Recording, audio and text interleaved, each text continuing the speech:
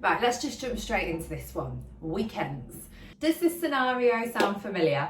Monday, on it, eating healthy, drinking loads of water, exercising, all the way through to Friday. And then it comes to Friday, you're like, oh, I haven't even got a watch on, but oh, work's finished, 5:30, let's get the wine out. Oh, what do you fancy? Why do I keep looking at my watch? What do you fancy for dinner? Do you fancy getting a Chinese? Do you fancy getting an Indian? Should we go out for dinner? And then the next day, you're not feeling that great, so you might eat a bit more than normal and you can't be bothered to go to the gym. And the weekend becomes your weekend. Do you get that? So if you find weekends are a challenge when it comes to achieving your weight loss goals, you need to carry on watching this video. It doesn't have to be. Guess what? You can still lose weight and enjoy the weekend. So let me give you a couple of different scenarios. You have got, let's call her, this is what we used to do at Slimming World, so let's call her stay on plan Susan. So Susan decides that she's going to be 100% all the time. She's completely committed. She's not really bothered about drinking anyway. When she eats out, she still manages to stay within her sins and she gets fabulous weight losses, or her calories, and she gets fabulous weight losses every single week, and she's just that focused. That's the route that she's choosing to take. Then you've got the person in the middle, let's call her Flexi Lexi. So obviously there's male versions of these too, but Flexi Lexi decides that, okay, she wants to try and get a bit of balance in her life. She wants to really try and stick to her healthy choices through the week, but then just let that corset, if you like, get a bit looser over the weekend, but not too loose, just a little bit looser. And she tends to get possibly smaller weight losses, but they're consistent. So she just keeps chipping away at it and she's just really happy with that balance in her life. And then you get Blow It All Brenda, or Have It Large Marge. And she's like, right, it's Friday, let's go crazy, let's have it, let's eat and drink whatever we want. The weekend doesn't count, it'll be absolutely fine. Come Monday, she's like, oh, I think I've probably consumed enough calories for about a month, just over those 2 days. Oh, it's fine, the weekends don't count. We, had a good time, who cares? And then she hops on the scales, or she does her inches and she's like, oh, these are really starting to add up now, these weekends. They're taking me further and further and further away from my goal, which is over here. So every time I have a weekend off, I'm like, oh, I'm now even further away from where I wanted to be. So it's trying to find that happy medium, isn't it? Now, if you follow calorie counting, one of the things you can do, and I'll give you more tips in a bit, but one of the things you can do is bank some calories throughout the week. So let's just use like a really easy example, because maths has never been my strong point. I'm not somebody that's fantastic at maths, but I could just about do this. So let's just say they are going to be having, I don't know, 1,800 calories per day. And what they decide is that, oh, okay, I've got a really busy weekend coming up. The football's on. We're in the final on Sunday. I really want to save some calories. Come on, let's get real now. No one's going to be doing that this weekend. Everyone's just going to do whatever they want. Well, I assume they are. They might not. I am. So you've got a night out maybe with your friends and you think, oh, my normal calories just are not going to cut it. What can I do? Oh, I don't want to completely blow my weight loss goals out the water, but I still want to have a good time with my mates and not feel that I'm being restricted. Brilliant, that's great, that's a really healthy attitude. So let's say you have 1,800 normally, and from each day, Monday through to Friday, you're gonna bank 200 calories, okay? So you've got 1,000 spare calories to use over the weekend. That's fine, you are able to do that. So then you could think, okay, well, I've got 1,000 calories. Do I want to use all of those in just one day and pick the day that you're going to use them? Or should I spread them out over the Saturday and the Sunday and have 500 per day? It's up to you, okay? So this is all about you, your choices. You're the one that's in control. It's completely your adult decision to make. So if you do that, great. What you've got to be aware of though is if you still want to be in a weekly calorie deficit, okay? So you've banked those calories, you've spent them at the weekend, that's cool. Overall, your average means you're still in a deficit. If you want to do it that way, what you are going to have to be careful of though is that you are tracking accurately through the week, because if you think you're having 1,600 but actually you're having more, then you go and have the weekend where you have more calories. you could then end up being in a surplus, not in a deficit. So you could be over your calorie goal without really realising. So you do need to keep it quite accurate. You do need to make sure you're on the ball when it comes to tracking. And then at the weekend, sometimes it's a bit challenging to track how many calories you're actually having. So you might end up having some cocktails, or you might go out for a meal and you might think, that'll only be about 500 calories, whereas it could have been quite a bit more. So it can be a bit tricky. Don't get disheartened if you don't get big weight losses those weeks. This is more about long-term, success, if you like, or long-term maintenance. What some people do, if they're not actually aiming to lose weight, they just are more flexible at the weekend and they don't worry about it. They don't track anything, and then Monday to Friday they'll possibly track again. That's good if you want to maintain, but if your weight loss goal is to still lose weight consistently despite weekends, then banking calories is a very smart and simple way of doing it. So what it means is you really need to think about what you've got coming up. So whether you've got a meal out, whether you've got a barbecue with friends, whatever, you really need to plan and prepare for that at the beginning of the week. So Sunday night, maybe take a bit of time, or Monday morning, whatever. This Sunday we're watching the football. But Sunday night or Monday morning, think, right, what have I got coming up this week? How do I normally manage those sort of things? Will I find that a bit of a trigger? Do I need to think about banking some calories for that? If something were to throw me off track this weekend, what would it be? And have a think about those, and then plan in a way of protecting yourself. So no self-sabotage goes on. You're absolutely happy with how in control you are, but flexible. Monday morning then, you're going to alleviate any guilt, any feelings of like, oh God, I've blown it over the weekend. Now I'm going to be dead strict all week, because that's not a way to live either. But if you just sensibly, just take a couple of calories from each day, 200 is 2 yogurts, yeah? So let's think about it as like a packet of crisps and a banana or something, if you can just shave that off each day, then you've got more flexibility. You can really look forward to the weekend, because I know some people worry and dread the weekends, but the weekends are there to be enjoyed. Life is there to be enjoyed. But if you do want to set health and weight loss goals, there's nothing wrong with that. Now, if you follow Slimming World, their advice would be to use flexible sins. So flexible sins, people get this very confused. So flexible sins is actually where you think, right, how many sins am I going to need to enjoy that Friday? Otherwise, I'm just going to probably end up blowing it, and I'm worrying about it. And then you start to work through, okay, well, could you make a good choice on the food and then maybe have the alcohol? Or do you want to have no alcohol and then eat whatever you want? How many sins are you thinking you're going to need to get through that event? I might need about 50. Okay, let's set a target of 50. And the idea is you work backwards, so you're actually in control, and you might find you don't need them all. When people count upwards, sometimes they go way past their goal and then they just give up. So counting backwards is actually proven to be a bit more of an effective method when it comes to flexible sins. So that's an option. Now, this is not in your food optimizing book. However, this is basically mirroring what you would do with your calories. So at the end of the day, sins are calories, okay? So roughly one sin is about 20 calories.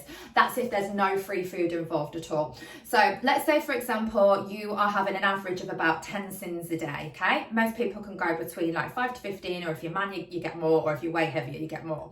So let's just say, to keep it really simple, because I need to when it comes to maths, 10 sins per day is 70 over the week, okay? So if you think you're going to need 30 for a bottle of wine on Friday, there is the option to take out 30 of those sins and then spread whatever else you've got left over the week, however you want to. So on average, you're still only consuming 70 sins over the week. Now, that isn't in the food optimizing book, okay? However, that is an option. If you choose to manage your sins like that and you carry on losing weight, fantastic. So flexible sins was actually an idea that Slimming World came up with to alleviate any guilt that could be associated with going over on your sins. Because what tends to happen is, it's a little bit like when, you've slashed one tyre and then you think, I might as well go and slash the other 3. Like, you wouldn't do that. You wouldn't drop your mobile phone on the floor and then pick it back up and go, oh my God, I'm so glad it's not damaged, and then throw it straight back down on the floor again. Like, you wouldn't do that. So what sometimes happens is that people are like going great through the week, and then they have a really flexible day where they just don't think about anything, which is completely normal. And then they think, oh, well, that's it now, I've blown it, I might as well just carry on. And they throw their phone on the floor and smash it up completely, or they slash all the other 3 tyres. Like, they completely write off their whole week. It doesn't need to be that way.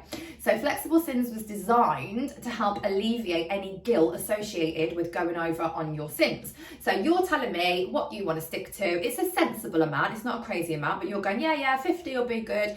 And then you can wake up in the morning and think, oh my God, I did it, I stuck to my 50. So you don't have to then think, oh, now I need to go into diet mode, okay? If you're feeling, while you are calorie counting or whatever plan you're doing, if you're feeling like every weekend you really need to have like a blowout, that's a bit of a red flag, okay? And the reason why that's a bit of a red flag is that tells me, or that tells you more importantly, that you are feeling restricted through the week. So then you're feeling the need to binge. That is not a great way to live your life, okay? And also it doesn't tend to be sustainable. So if you're doing strict dieting all week and then you're like, oh, it gets to Friday, you just want to eat and drink everything, that isn't good, okay? That is a red flag. Now, if you're planning it in, that's completely different. Completely different. If you're just being sensible and going a little bit low, but if you're having, like, say, I don't know, 1,000 a day, and then you're feeling really restricted and really deprived, and then going crazy over the weekend and just losing the plot completely, that is not good. So that's a little bit of a red flag. So maybe think about that if that's what you're experiencing at the moment. So what could you do? What sort of things or steps or processes or new habits could you put in place ready for the weekend? There's loads. So I've already mentioned a couple. You've got the planning and then you've got the prep. So what you could do is either prep through the week, ready for the weekend, and get some food in place. So say you're going out with the kids and you're thinking, oh, okay, I really don't want to use loads and loads of calories on like a burger and chips because that's all they're going to have where we're going. Then I'll just make a really nice lunch and I'll get it all prepped ready for me. I'll have all my healthy snacks, done. And then I'm going to have bottle of wine at night once the kids have gone to bed. That's how I'm choosing to spend my calories. That's how I'm choosing to, get through that weekend, but still feel like I'm reasonably on track. Great, that's absolutely great. Or you might think, okay, I'll take the weekend and I'll use my time wisely, and to protect myself from going too crazy, I'm going to do my food prep at the weekend and get it all ready then for Monday morning. So yes, I'm going to be flexible over the weekend, but come Monday, I'm straight bang on it. Brilliant, that's fantastic. Also, you've got an amazing opportunity if you're not working. Some people do work at the weekend, of course, but you've got an amazing opportunity just to get out and move a bit more. Okay, I'm not a fan of working out to eat more calories. So some people will exercise and then eat back those calories. I don't.